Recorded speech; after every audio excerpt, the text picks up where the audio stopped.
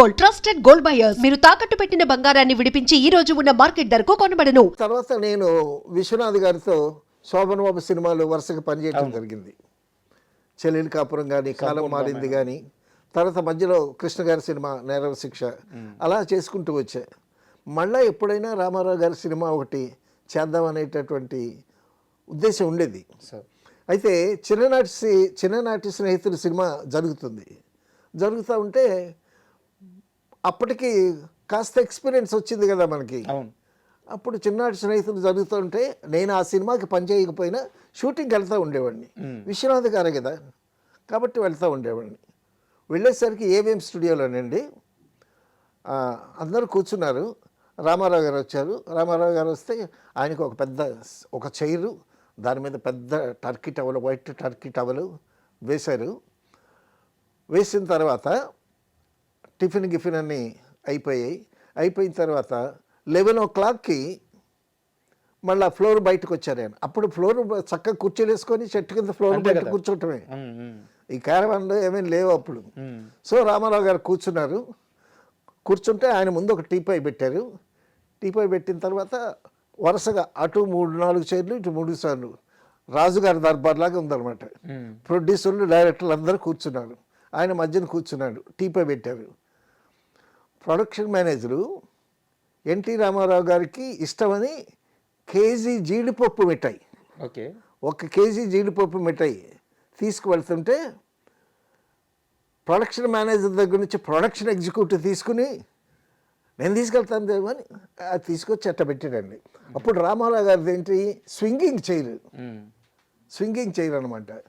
So ఆ KG జీడిపప్పు, గుండు జీడిపప్పు ఊటీలో ఉంటుంది జీడిపప్పు, గుండు జీడిపప్పు, ఆ పప్పుతో తయారు చేసినటువంటి జీడిపప్పు మిఠాయి అనమాట. కేజీ జీడిపప్పు ఆ కుప్ప అలా పెడితే రామారావు గారు ఇలా ముందుకొచ్చి ఇట్ట తీసుకొని నోట్లో వేసుకొని వెనక్కి వెళ్ళి మళ్ళీ ముందుకు వచ్చేసరికి ఇది లోపల క్రష్ అయిపోయేది. మళ్ళీ వచ్చి గుప్పుడు తీసుకొని అట్లా తింటాయి. బ్రదర్ తీసుకోండి అంటే ఎవరు తీసుకుంటారు?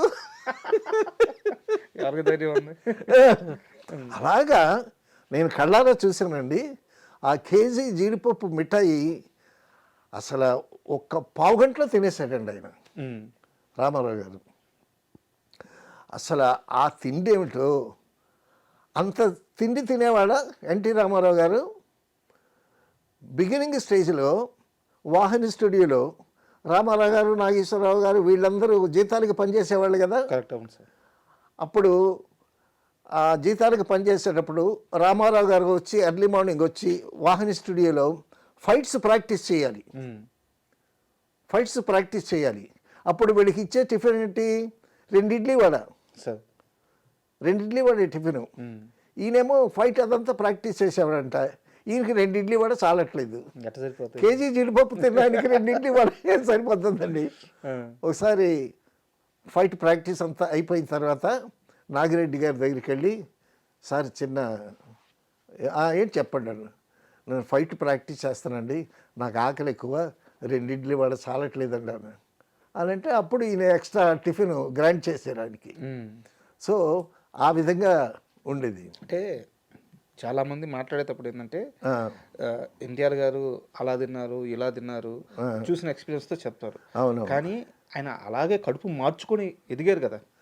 కడుపు మార్చుకోవటం ఏంటండి, రాముడు కృష్ణుడు వేషాలు వేసేటప్పుడు ఆయన నిమ్మకాయ నీళ్ళే తాగుతాడు. అసలు ఫుడ్ ఏమి ఉండదు. చాప మీద పండుకుంటాడు. ఎంత నిష్టగా ఉంటాడు ఆయన. ఎంత తింటాడో అంత రాక్షసులాగా పనిచేస్తాడు ఆయన. అంత ఎనర్జీ ఉంటుంది అప్పటికి. తర్వాత ఆయన ఎర్లీ మార్నింగ్ ఎక్సర్సైజ్ చేసేటప్పుడు ఇంటి ముందు, అప్పుడు ఈ జిమ్ములు ఈ ఎక్విప్మెంట్లు ఏం లేవు కదా, ఇంటి ముందు ఒక బండిని ఇసుక కుప్ప పోయించేసాడంట ఆయన. ఆ ఎక్సర్సైజ్ ఏంటి, ఆ ఇసుక కుప్పంతా పాలతో ఇటు వేయటం, ఆ ఇసుక కుప్పంతా ఇటు వేయటం, అదొక ఎక్సర్సైజ్. ఆ ఎక్సర్సైజ్ అయిన తర్వాత స్నానం చేసిన తర్వాత పూజ గీజ ఏదో ఆయన చేసుకున్న తర్వాత చక్కగా మేకప్ వేసుకుని తర్వాత సుష్టుగా భోంచేసి అప్పుడు డ్రెస్ వేసుకుని, అప్పటికి ఈయన చూడటానికి తిరుపతి వెళ్ళి గుండ్లు కొట్టించుకొని రామారావు గారు చూడటానికి ఒక 4 బస్సులతో జనాలు రెడీగా ఉంటారు. అక్కడ దర్శనం అయిపోయిన తర్వాత ఇక్కడ దర్శనం. అక్కడ దర్శనం అయిపోయిన తర్వాత ఇక్కడ దర్శనం. ఆ? సరే, అక్కడ వాచ్మెన్ ఏం చేస్తాడు, రామారావు గారు బయటకు వచ్చేంత వరకు మీరు బస్సులోనే కూర్చోండి, ఆయన బయటకు వచ్చిన తర్వాత అప్పుడే కిందకి రండి అని ఇన్స్ట్రక్షన్స్ ఇస్తాడు. ఇది ప్రతిరోజు ఉంటుంది సార్? ఇది ప్రతిరోజు ఉంటుంది, ప్రతిరోజు ఉంటుంది. సరే, అప్పటికే మేకప్ వేసుకొని డ్రెస్ వేసుకొని రామారావు గారు వస్తూ ఉంటే అప్పుడు వీళ్ళంతా బస్సుల్లో దిగి అలాగే తేరిపారి చూస్తూ ఉంటారు. ఆయన తేరిపారి చూస్తూ ఉంటే అప్పుడు ఆయన అడుగుతాడనమాట, మీ దేవురు ఎక్కడి నుంచి వచ్చారు? మాది శ్రీకాకుళం అండి.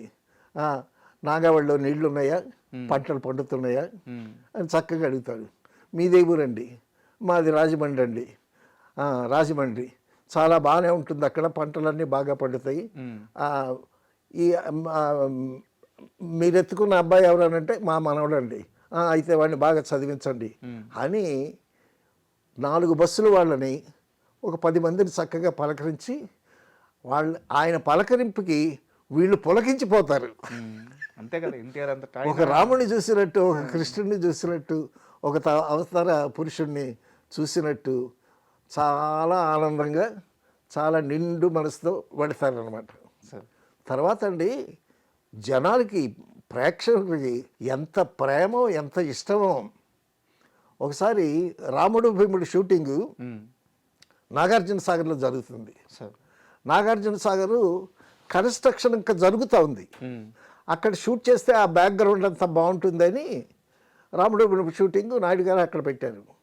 ఇక ఎన్టీ రామారావు గారు నాగార్జున సాగర్ షూటింగ్కి వస్తున్నారు అనేసరికి ఆ చుట్టుపక్కల ప్రజలు ఒక వేలు కాదు, 1,00,000 మంది ప్రజలు మూగిపోయారంట ఆయన చుట్టానికి వచ్చేసరికి అప్పటికి అక్కడ పోలీస్ ఫోర్స్ కూడా కంట్రోల్ చేయడానికి పోలీసులకి ఏదో ప్రాబ్లం వచ్చింది. ఎందుకంటే పక్కన ఏదో కెలామిటీ జరిగిందంట. ఆ పోలీస్ మెన్ అంతా అటు వెళ్ళారంట. ఇక్కడ పోలీస్ ఫోర్స్ కూడా లేదు. లేకపోయేసరికి రామానాయుడు గారేమో ఇక్కడ షూటింగ్ చేయటము కష్టం అది ఇది అని అంటే అప్పుడు రామారావు గారు, బ్రదర్ మీరేం కంగారు పడకండి అని చెప్పి రామారావు గారు ఒక హైట్, ఒక చెప్టాలాగా ఎక్కి అందరికీ ఇలాగ చేతులు పెట్టి అందరికీ ఒక నమస్కారం పెట్టి, బాబు మేము షూటింగ్ కోసం వచ్చాము, మీరు మమ్మల్ని చూడటానికి వచ్చారు, మమ్మల్ని చూశారు కదా అని మిగతా వాళ్ళని కూడా చూపించి, సో మీరు చూసి చక్కగా మీరు వెనక్కి వెళ్ళిపోతే మా పని మేము చేసుకుంటాం అని అంటే ఇంతమంది జనాల్లో పిన్ డ్రాప్ సైలెన్స్ అనమాట. ఆయన మాట విని అలాగే వెనక్కి వెళ్ళారు. ఒక్క మాట, ఆయన మాట, ఆ మాటకి ఎంత విలువ, ఆ వ్యక్తి మీద ఎంత ఆరాధనా భావం. దేవుడు అంటే అసలు ఒకసారి నేను రైల్వే స్టేషన్, మెడ్రాస్ సెంట్రల్ స్టేషన్లో చూశానండి. And for more videos, please subscribe to iDream channel. Subscribe to iDream Media. Please subscribe to iDream. Please subscribe to iDream. Please subscribe iDream. And please subscribe to iDream. For more videos, subscribe to iDream. please like, share and subscribe to the channel. Congratulations, iDream. Subscribe to iDream. Subscribe to iDream. So subscribe to iDream Media. iDream ki iDream team andarki huge congratulations. Please subscribe iDream Media. Please subscribe to iDream. Subscribe iDream. Please subscribe to iDream. iDream అంటే నా కళల ఛానల్ను subscribe చేసుకున్న నోరు తిరుగుతలేదు, మీరైతే గంట గుర్తు కొట్టండి. For more such videos, please subscribe to iDream. Subscribe to iDream. Please subscribe to iDream. Please subscribe iDream Media. Please do subscribe to iDream. Please subscribe to iDream Media. For best entertainment and information, please subscribe iDream. And don't forget to subscribe to iDream.